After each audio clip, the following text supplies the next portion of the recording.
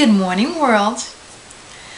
In our last video, we talked about the 7-year itch as one of the reasons that couples can often find themselves separating after long periods together, like couples that have been together for 20, 30, 40 years even, finding themselves at a point where they no longer know each other, to the point that they feel that they are better apart than they are together. Well, this is something, again, that happens over the course of time. It's not one of those situations where you get through the 7-year itch the first time and then you're set. It's every 7 to 10 years that you are growing and evolving, and each cycle you are tasked with getting to know and maintaining that relationship with the other person, so that when the next 7-year cycle comes through, you still know each other. And when the kids go out of the house, you're still interested in being around each other. So today we're going to go through 5 very simple things that you can do to help keep that connection with your partner, so that you don't find yourself in a situation of living with a stranger 20 years later. The first part is making it a point to stay a couple. The mistake that people make is assuming that, it's going to just happen, that we got married, we have been together, we've committed to each other, and therefore we're going to stay committed and we're going to stay who we are today. It's not going to just happen like that. You're not automatically going to remain a couple. You actually have to make it a point to continue to do your couple things, to continue to do the things that got you attracted to each other, the things that made you want to be together. You're going to have to make it a point to continue to nurture that feeling in order for it to be there 20, 30, 40 years later when the kids are gone and you're staring at each other in the face. If you don't make it a point to keep that passion while the kids are there, you are at risk of not having it when the kids are gone. So first thing you need to do is making it a point to stay a couple, in addition to everything else that you have going on in your life. The second thing is schedule time for each other. We often find ourselves so busy, our time so consumed by everything else between work, kids, and other demands that you have.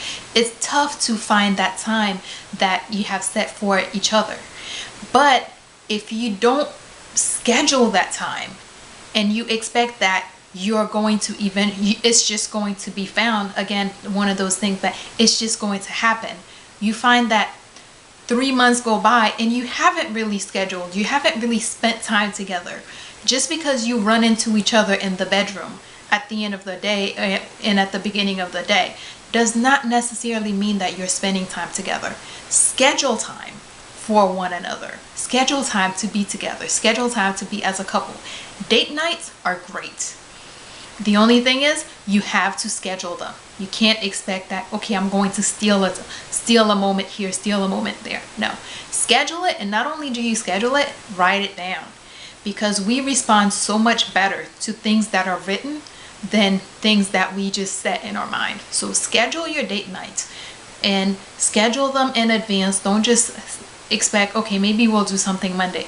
No, schedule something for Monday. That way you can make sure you have a babysitter. That way you can make sure you get off work on time. That way you can make sure that you plan something.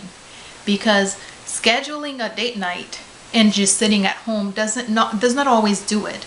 But scheduling a date night where you say, okay, we're reading this book together, we're watching a movie, we're going to dinner, whatever it is that you're doing, schedule something, plan something. That way when the time comes, it's not just, okay, we're here, but we actually have something to do together.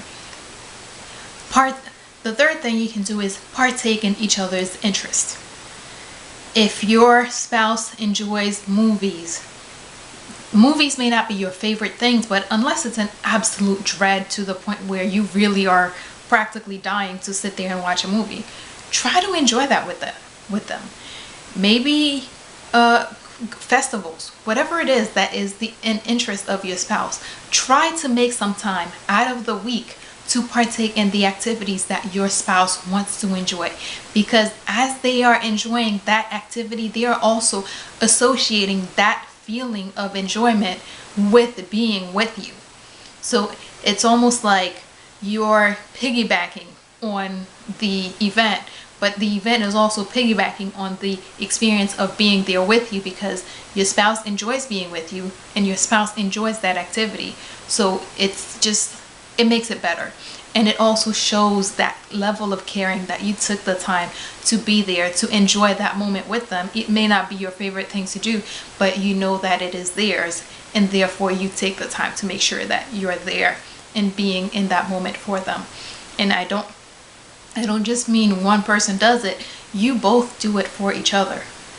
If your husband goes in antiquing, I guess, with you, and the next day maybe you watch a game with them, whatever it is that you should know by now each other's interests, and pick a few things. You don't have to do all of them, and you definitely don't have to do all of them all the time, but every so often just take some time and enjoy that moment with them.